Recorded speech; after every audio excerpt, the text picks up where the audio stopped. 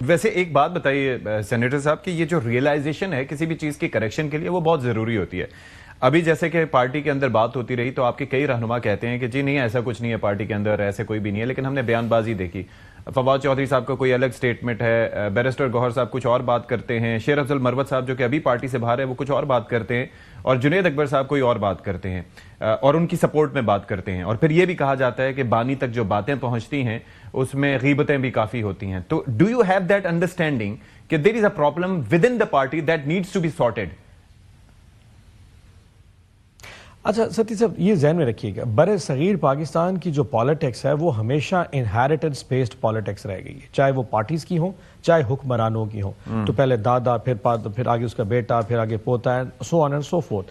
Similarly جو اس وقت دو پارٹی سسٹم پاکستان میں جو رہا ہے، پیپلز پارٹی اور پاکستان مسلم یونین کا، وہ بھی اسی بیس پہ ہے. نواز شریف صاحب، پھر مریم نواز، پھر آگے جنید، پھر حمزہ، پھر شہباز شریف اینڈ آن لون زرداری، بے نظیر بھٹو، پہلے ذوالفقار بھٹو، پھر بے نظیر بھٹو، پھر زرداری صاحب، Bilawal and Asif and so on and سو.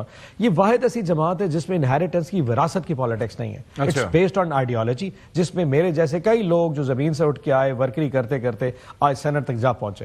سب جب اس طرح کی پالیٹکس ہوتی ہے وہاں آرگومنٹ تو ہو جاتا ہے، یہ تو نیچرل ہو گیا. لیکن آپ کی گورنمنٹ کے نتیجے میں آپ کی گورنمنٹ میں the ones who used to call the shots senator صاحب وہ تو یا تو نامنتخب لوگ تھے یا پھر وہ لوگ تھے جو مختلف سیاسی جماعتوں میں رہ چکے تھے اور اس کے بعد آپ کی پارٹی میں آئے تھے. آپ جیسے لوگوں کو اتنا فیصلہ سازی کا تو اختیار نہیں ملا. میں صرف اب تھوڑا سا بات مکمل کروں، میں آپ کی پوائنٹ کی طرف آ جاتا ہوں. سو اتنے آرگومنٹ اور کانفلکٹ ہونے کے باوجود بھی پارٹی کو کوئی ڈینٹ نہیں پڑا. ہمارا اگر آپ 2011 میں چلے جائیں، اس وقت جہانگیر ترین صاحب بھی ہوتے تھے، شاہ محمود قریشی صاحب بھی تھے، اس وقت جاوید ہاشمی صاحب بھی ہوتے تھے. تین بڑے جائنٹس ہوتے تھے اور تینوں ساؤتھ پنجاب سے، تب بھی کانفلکٹس تو ہوتے تھے. علیم خان صاحب بھی تھے شاید. سو جب تک اس پارٹی میں نہیں، میں اس وقت وہ تین بڑے لیڈرشپ کی بات کر رہا ہوں. اوبیسلی جہانگیر ترین، جاوید ہاشمی ایک بڑے نام تھے.